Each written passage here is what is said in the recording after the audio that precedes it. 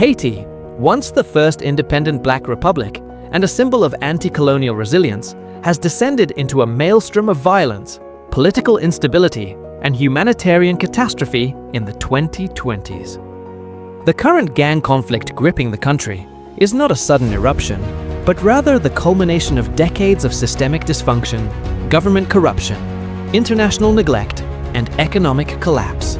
In the 2020s, these factors coalesced into a state of near anarchy, with heavily armed gangs asserting control over large portions of the capital, Port-au-Prince, and other regions, undermining the already fragile institutions of the Haitian state. The roots of the modern conflict can be traced to the assassination of President Jovenel Moïse on July 7, 2021. Moïse, a controversial figure, ruled by decree after dissolving parliament in 2020 and was frequently accused of authoritarianism and corruption. His killing left a massive power vacuum, exacerbating the existing instability. With no functioning legislature and competing claims to leadership, the government's authority rapidly disintegrated. The interim government, led by Prime Minister Ariel Henry, struggled to assert control, lacking both legitimacy and the means to combat the growing influence of criminal gangs. In the absence of effective state power, gangs became the de facto rulers of many Haitian neighborhoods. Some groups like G9 and Famille et Alliés, a gang federation led by former police officer Jimmy Cherizier, known as Barbecue, presented themselves as political actors, claiming to fight injustice and corruption.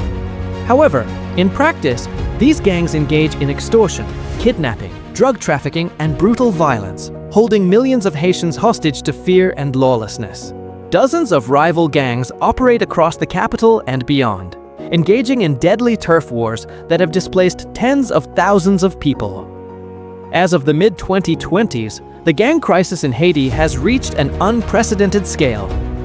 By 2023 and into 2024, it was estimated that nearly 80% of Port-au-Prince was under the control of armed gangs. These groups block roads, attack police stations, and loot supply trucks, effectively severing access to basic services like food, water, and healthcare in many neighborhoods. The situation has pushed the already dire humanitarian conditions into catastrophe, with malnutrition, disease, and mass displacement becoming widespread. The Haitian National Police, PNH, critically underfunded and understaffed, is overwhelmed and often incapable of standing up to the heavily armed gangs. Many police stations have been abandoned, and officers themselves have become frequent targets of assassination and ambush.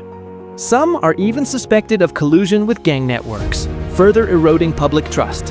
In response to the rising violence, ordinary Haitians have begun forming vigilante groups, most notably the Bawakale movement, which emerged in 2023.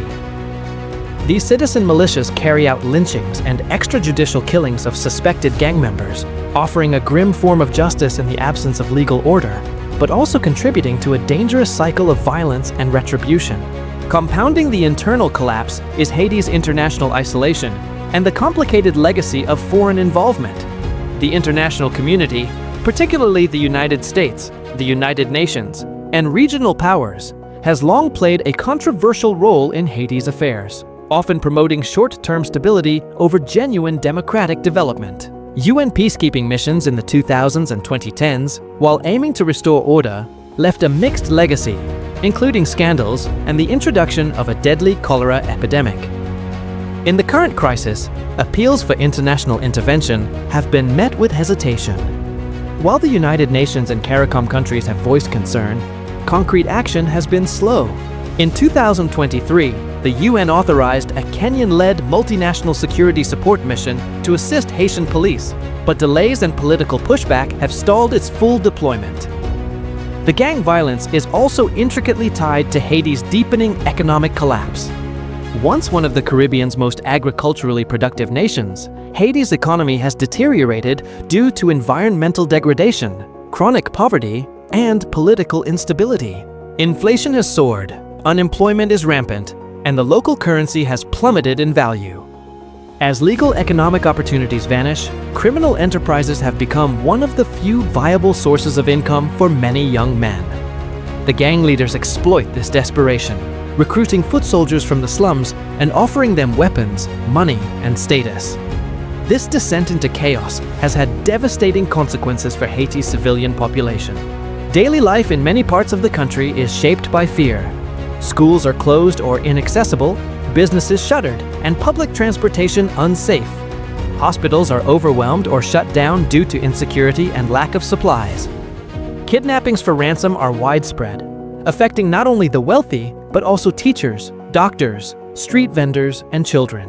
Thousands have fled their homes, forming makeshift camps within the city or attempting perilous journeys by sea to the United States and other destinations. Amid the chaos, civil society continues to show resilience. Religious leaders, human rights activists, and community organizations are working to support the displaced, educate children, and advocate for peace. Yet, their efforts are often undermined by the lack of security and the absence of coherent political leadership. With the interim government lacking credibility, many Haitians feel abandoned both by their own leaders and the international community. The situation in Haiti is not simply a domestic issue. It reflects broader global failures to address inequality, migration, and post-colonial injustice. The country's current plight is the outcome of decades of mismanagement, exploitative foreign policy, and missed opportunities to build sustainable governance. Without a radical shift in both Haitian politics and international engagement, the crisis is likely to deepen. Many experts warn that Haiti risks becoming a failed state in every sense, with no functioning institutions, widespread displacement, and the normalization of armed conflict as a way of life. As of 2025, the hope for Haiti lies in rebuilding not just physical infrastructure, but public trust, political legitimacy, and a functioning social contract. This will require more than temporary security interventions. It demands a long-term commitment to justice, development, and Haitian-led solutions.